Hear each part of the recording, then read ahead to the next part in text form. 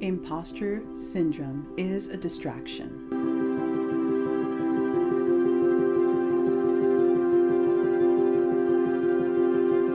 There's this episode of Frasier where Dr. Frasier Crane learns that he has won a Lifetime Achievement Award. Instead of going to the award ceremony, he first stops by the office of his supervisor.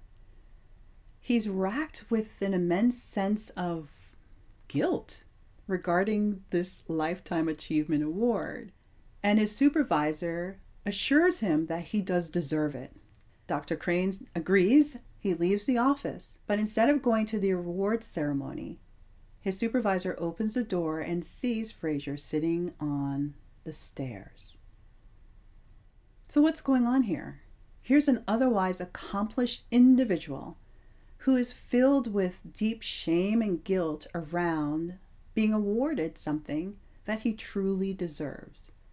Well, this is what's known as imposter syndrome. Originally called imposter phenomenon by Pauline Rose Clance and Suzanne Imes, who coined the phrase in the late 1970s. It was developed after the two psychologists observed that high-achieving women tend to feel like phonies despite outstanding abilities. Now, although imposter phenomenon was initially observed in women, there have been countless studies done since then showing that imposter phenomenon it has been observed in CEOs, surgeons, students, university students, and so on, and other high-achieving individuals.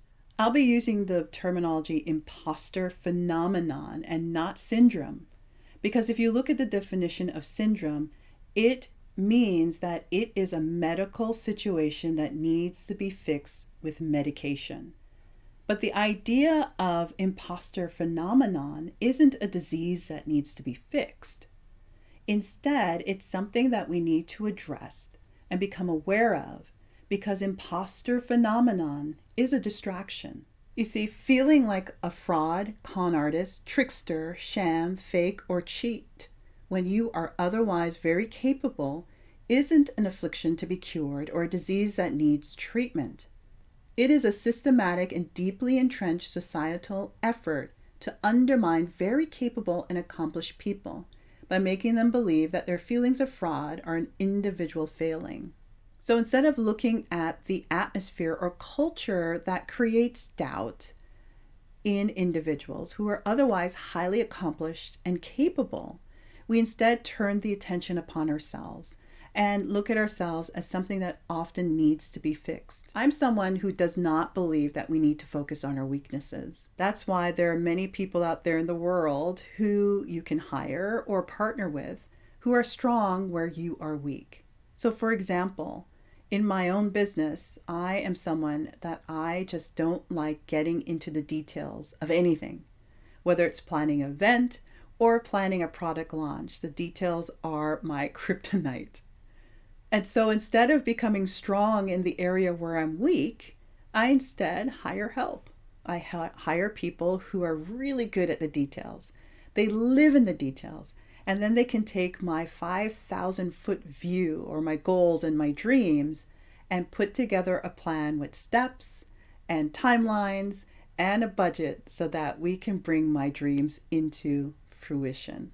Imposter syndrome would make me believe that because I am weak at paying attention to the details, that there's something wrong with me, when in fact, it's the opposite. What I need to do is focus less on what I'm weak at and instead really lean into where I'm strong. And that's one way that I move beyond this idea of imposter phenomenon, that we all take a moment to look at what imposter phenomenon is designed to do. A companion to imposter phenomenon is negative self-talk. This was cited over and over by workshop attendees and members in my online community. Feeling that they don't deserve the good things that they have achieved is encouraged by unhealthy internal chatter. It's as if your inner oppressor and inner critic have teamed up to remind you of all the ways that you've failed. One action you can take is to get a copy of the multi-award-winning book, Inner Field Trip. It contains journaling and doodling prompts on this topic and many others. This book is based on 7 years of research and helps you to meet the shadowy parts of your innermost trail with compassion, creativity, and curiosity. Now, there are some who have gone through the book and have said to me, Lisa, I started going through the chapters, but I kind of lost my way. And quite frankly, there are some people who need to go on this quest in community with others. That's where you can join us in community in the Inner Field Trip Base Camp. There we have a special area called the Group Grotto, our cozy little spot within the online membership community where we go through the prompts, both ones outlined in the book and brand new ones that I'm testing out for a future volume of the Inner Field Trip book. Within the Group Grotto, it allows you to share your discoveries and to be celebrated by others that are going on the same quest as you are. You can always go to the Inner Field Trip website and click on Become a Member in order to read more information on how to start your membership within the Inner Field Trip Base Camp. As someone that has guided people through their inner field trips since 2015, I know that there's a very small percentage of folks who may struggle with the memories that come up after going through the journaling prompts, whether on their own using the multi-award-winning book or within community in the Inner Field Trip Base Camp.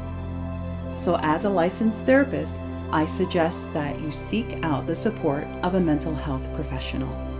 They can help you to identify the unhelpful cognitions and apply interventions that can help you to recover and get healthy emotionally. No matter what angle you take, just remember that imposter phenomenon, imposter syndrome, or imposter complex are all designed to distract you from looking at the ways in which you've been socialized to believe that you are not enough, despite being overly accomplished. Trek bravely.